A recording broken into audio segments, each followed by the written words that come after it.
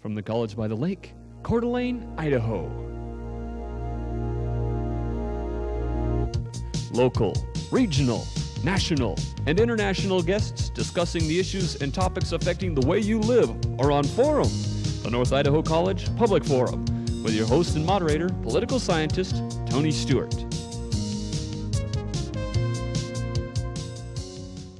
I'm very pleased to welcome you back to our second program that comes to us from the contributions of Lewis Clark State College in Lewiston, Idaho. This is the 12th Annual International Exchange Conference for that institution, and each year they've been very generous to share some of their guests with us, and they bring renowned people from around the world to discuss important subjects. Today I'm very pleased to welcome to the program Professor Alberto Garcia, who is the director of the Center for Economic Studies at the College of Mexico. Our guest holds a doctorate degree from Stanford University in food research. Professor Garcia is going to talk with us today about a very, very important international policy that's been negotiated between the United States and Mexico. We're going to discuss the American Free Trade Agreement with Mexico. Professor Garcia is in the studio in Lewiston, Idaho, and we are here in Coeur d'Alene. This is the second time we've had this opportunity to experience uplink and downlink, so it'll be a little different in our format today. Professor Garcia, welcome to our program. Welcome to Lewis, Idaho, and also to Coeur d'Alene. Thank you for inviting me to your program. Well, very, very happy to have you here, and I would like to once again welcome Janelle Burke, who is a regular panel member and is an attorney in the state of Idaho. And I shall ask Janelle Burke to commence the questioning with our distinguished guest. Since I have the first round of questions, it would be appropriate at this time to explain generally for our viewing audience what the Free Trade Agreement is about. Can you tell us what the purposes are and some of the provisions of that agreement? Well, the Free Trade Agreement is essentially an international document by which Mexico, the U.S., and Canada commit themselves to remove trade barriers on goods and services. And it's an agreement consistent with facts and with the General Agreement on Tariffs and Trade, the GATT. It's consistent with facts in the sense that Mexico has over 2/3 or 70% of its trade with the U.S., and I believe Mexico is like the fourth commercial partner to the U.S. As an exporter. So it's to a large extent a document to formalize an already existing strong economic relation between the two countries and Canada. How does this change from what we presently have? The U.S. has used discretionary measures in its trade policy, and I guess what the agreement is after is to have some stable, well-defined set of rules so that producers from the three countries can benefit the consumers of the three countries without any fears that discretionary measures by any of the three countries might hinder trade. Professor Garcia, I was looking at some statistics yesterday that have a relationship to this agreement, and I was very interested in your comment that you indicated that much of this was already going on, and this treaty is a way to give, I guess, what one would call ratification to those facts. I have a statistic that indicates that in 1986 that Mexico was the third largest trading partner of the United States, and at that time, in that particular year, that our U.S. exports were $12.4 billion, and by 1990 that had increased to $28.4 billion, or had more than doubled. Based upon that fact, as you've indicated, that the treaty would cause that kind of increase in trade to take place, but are there any parts of the agreement that is going to in any way significantly affect to increase at a more rapid rate the exchange of imports, exports between the two countries, and that relationship to Canada also? Well, Mexico initiated an unilateral trade liberalization in 1985, which has been going on to the present. The decision was pretty much criticized of Mexico's removing trade barriers. unilaterally and not in exchange for trade concessions. And that's the origin of that huge trade increase that you just commented on. The total volume of trade with the U.S. is of the order of $50 billion a year, and Mexico holds a very significant trade deficit right now with the U.S. Freer trade will mean cheaper goods and services, an increase in the level of welfare of the three countries. It's an agreement that brings benefits for the three, but it requires reallocation of resources, and that's mostly where the opposition has come from. Although there are national gains, there are specific sectors that might lose. And by the way, the U.S., the relative impact on the U.S. economy would be very small, but nevertheless there is opposition. And that's why one hears the debate. But overall, there are national welfare gains for the three countries. We have estimated those gains. In the U.S., the gains would be of the order of 0.2, 0.5% of GDP. For Mexico, it could be as much as 8% of GDP, given the much smaller size of the Mexican economy. You keep referring to Canada also. Do you, when you did the unilateral dropping of barriers, did that apply to just the United States and Canada, or did it apply to the entire world? Could you repeat the question? I'm sorry, I Yes. couldn't hear part of it. When you indicated in 1985 that Mexico unilaterally became a free trader, was that directed just at the United States and Canada, or did it involve other countries in the world? It involved all the countries in the world, but the main beneficiary, if we want to call it that, it would be the U.S. and Canada. Yes. Well, in general, Mexico's major trading partners. And since that you have this now specific, what I would call almost like a contract with the United States in this agreement, how does Canada play in that? Do you have a written agreement with Canada, or are they included in any way that is in a more formal writing than before? Well, that's actually a good question. Canada had already, as you know, a free trade agreement with the U.S., and, well, the three countries could have gone bilaterally with each other, with each of the other two. But there are many economic advantages to having a single area under one single agreement, which is that none of the three would get any bias to its favor or against it. In this case, the U.S. being such a large economy would have had an enormous advantage if it had bilateral agreements with Canada and Mexico, and then Mexico with Canada. So the idea is just to have a fair agreement that will not give unfair advantages to either of the three countries.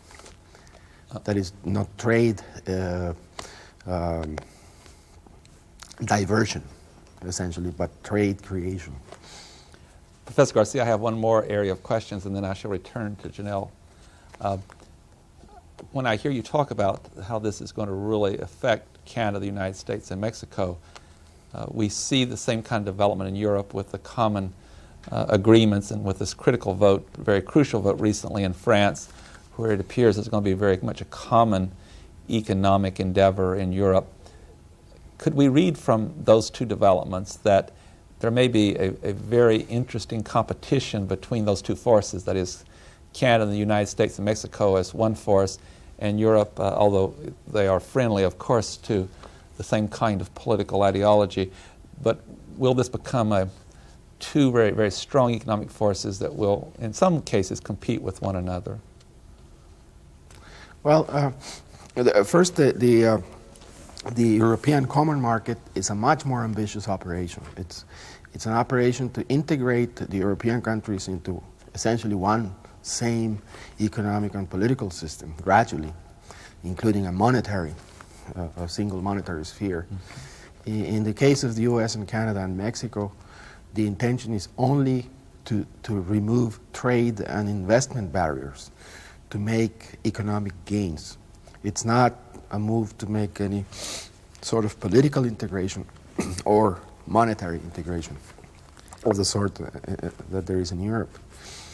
Now, many people have, some people, not many, object to regional trade agreements because they say that regional trade agreements might in the future hinder free trade in the world.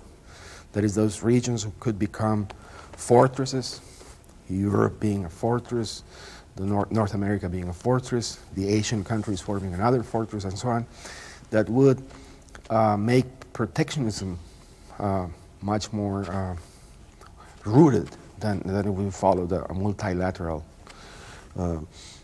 negotiation under GATT.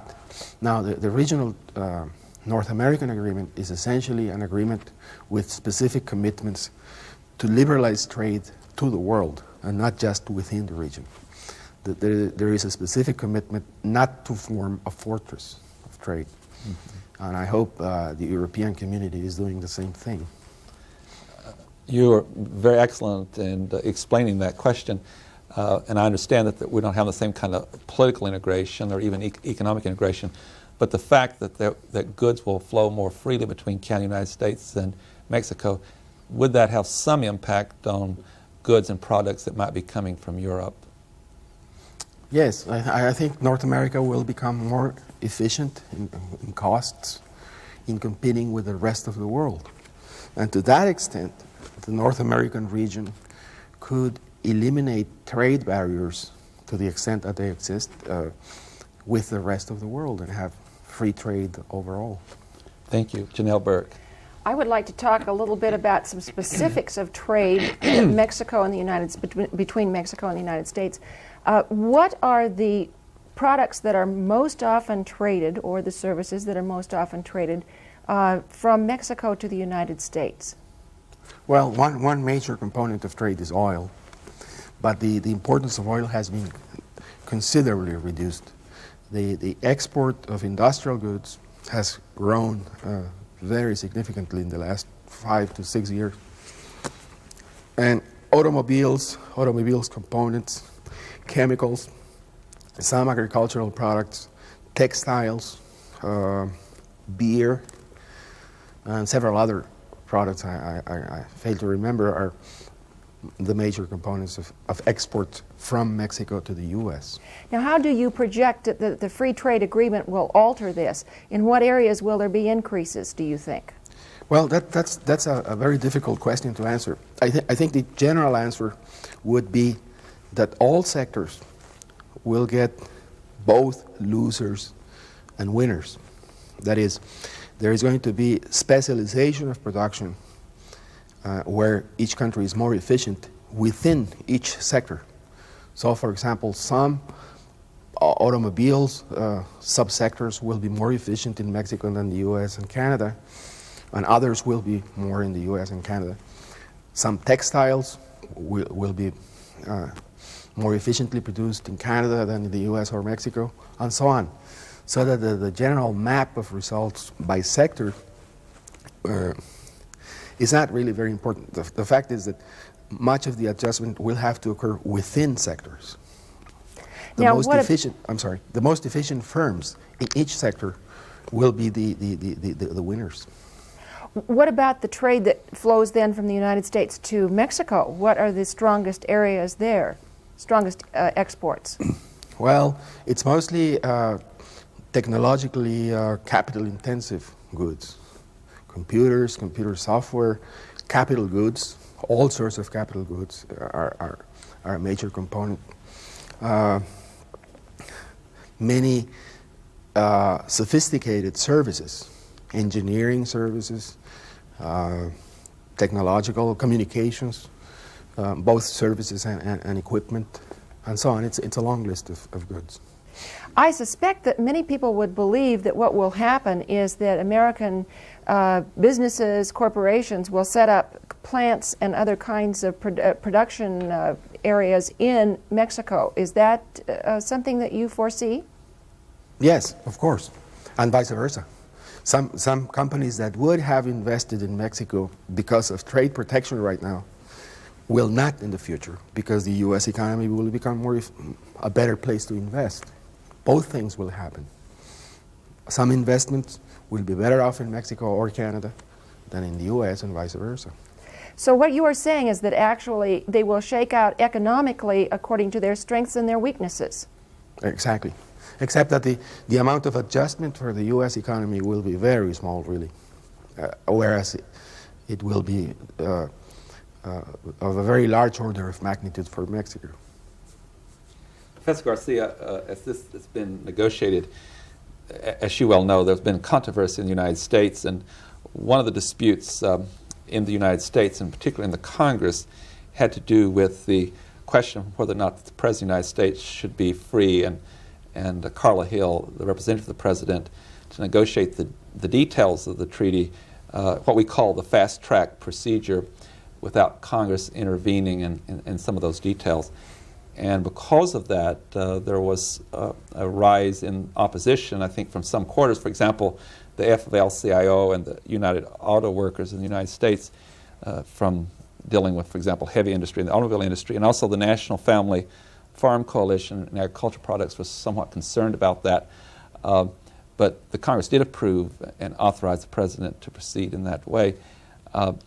Now that that has happened, those concerns that were registered by those groups and some others, and if I may go on to say that this seemed like the two basic concerns. One was that a number of companies would leave the United States that had rather high-paying jobs after this agreement, and secondly, there was concern from some environmental groups about in Canada, the United States, and Mexico that environmental laws are not the same.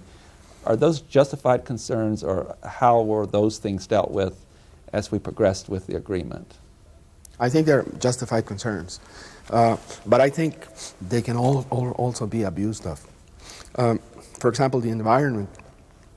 The fear is that Mexico could become an environmental, or rather a pollution haven for investors who want to waive environmental legislation. But I think there are no people, there is no larger group than the inhabitants of Mexico City, which is about 20 million people in one single area, as concerned about the environment as them. There's a very strong consciousness of environmental problems in Mexico that would guarantee that there is no such thing as a Mexico becoming a polluters haven. Now, the thing, what I think is wrong, is to try to include those issues in a trade agreement. There are specific agreements that for specific purposes, and if you add other things, you overload the agreements and sort of guarantee that you cannot comply with what you agreed. So a trade agreement should be a trade agreement. An environmental agreement should be made apart by separate. And the same is true of democracy, labor standards, and many other issues that have come up because of the negotiations.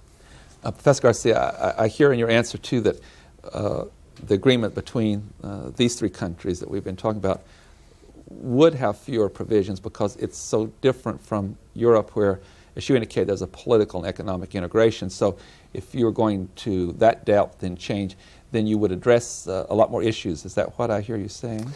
I would address a lot more issues, and in very clear compartments, not having a free trade agreement, which is essentially the removal of trade barriers, dealing with every other international problem that the two countries might have, or intention of integration that they might have. I think the free trade agreement should not include other issues. I'm not saying that they should not be dealt with, but they should not be dealt with there.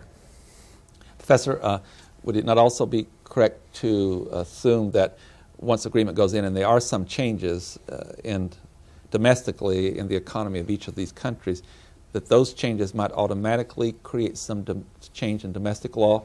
For example, if there was an increase in pollution, that the citizenry of any one of those countries might suggest that there needs to be more domestic legislation in that arena, but in that particular country's legislative arena? Well, yes, if you join a club, to some extent you have to give up some of your freedom in exchange for more interesting advantages. Now, in the case of the environment, as it turns out, the environmental problems are international problems inherently. They have to be solved internationally. So I think you're not giving up any national sovereignty by making agreements with other countries to solve a common problem, especially the environment. And I guess the same is true of human rights or labor standards or other issues. One final question before going back to Janelle Burke. There's been a growing discussion in the last year in the United States concerning environmental questions, and we're all very aware of the international conference that was held recently on this very subject. Is there that same kind of intense interest and increase in this issue in Mexico? Absolutely, yeah. And we have the same problem also in the sense that environmental issues have become, which have an objective interpretation, and I mean, pollution is a problem, the natural resources are a problem or represent economic and social problems and so on. But they have also become ideological, very ideologized, and to some extent mystic issues.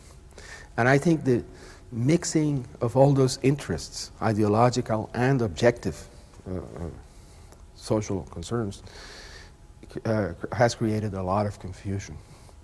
I think there are specific problems in the environment that can be addressed very objectively without involving them in this ideological radicalism or fundamentalism that I've seen around those discussions. Thank you. Janelle Burke. It is my understanding that you have studied the impact of the free trade agreement on Mexico. What did you find, and did you find any surprises? No, not really. Usually the techniques used by economists to measure the impact of trade liberalization, which are quantitative mathematical models of the economies, produce very small results.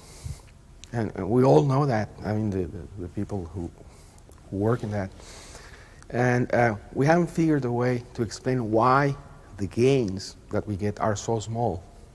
We all surmise that they're all underestimates, that the gains will be a lot larger, but we cannot explain with solid arguments why.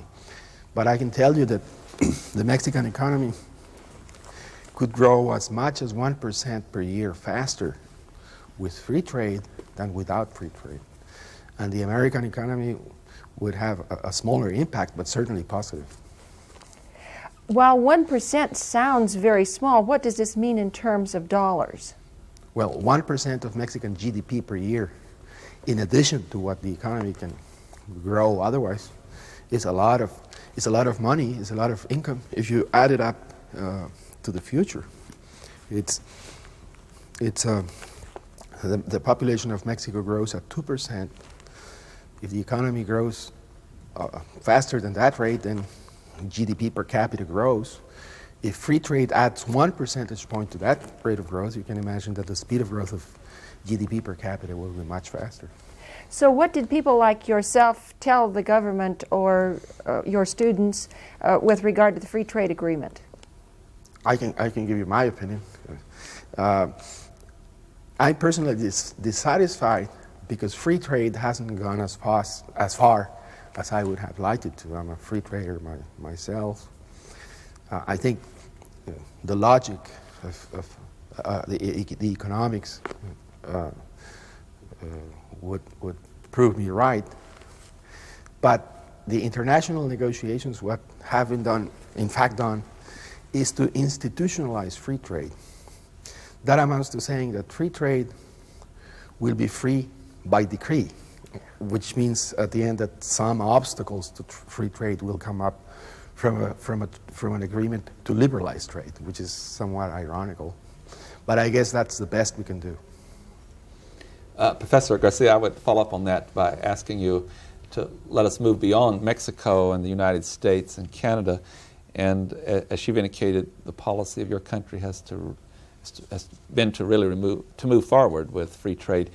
With some other parts of the world and other countries, if one actually even eliminates their barriers to trade and other countries choose to keep certain barriers or tariffs, that does impact the economies of the two countries or two different groups of countries. Although you've indicated that if enough people engage in free trade that those barriers might have to fall. Until that happens, what do you recommend to encourage those countries that hold on to those particular tariffs or barriers?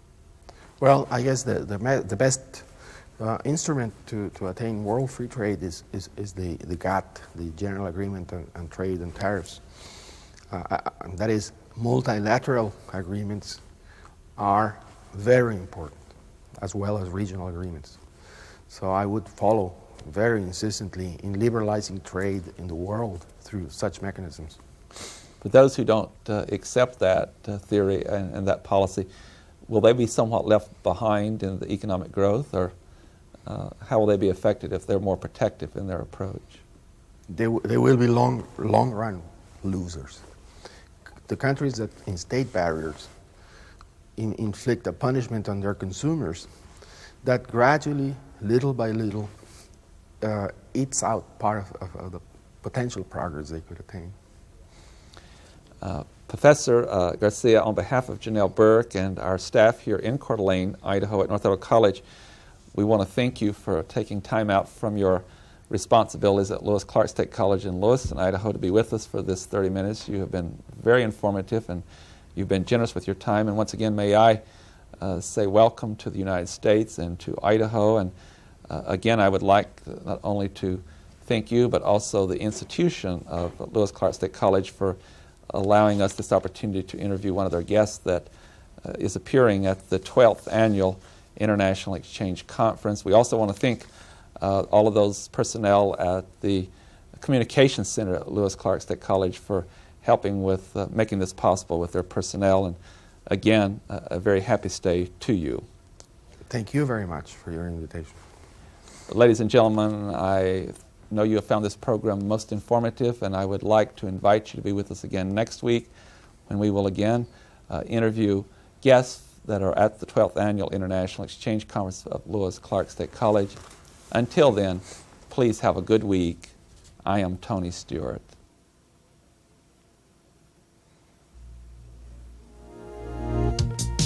The North Idaho College Public Forum was videotaped live from the studios of Telemedia Services on the campus of North Idaho College for viewing at this more appropriate time.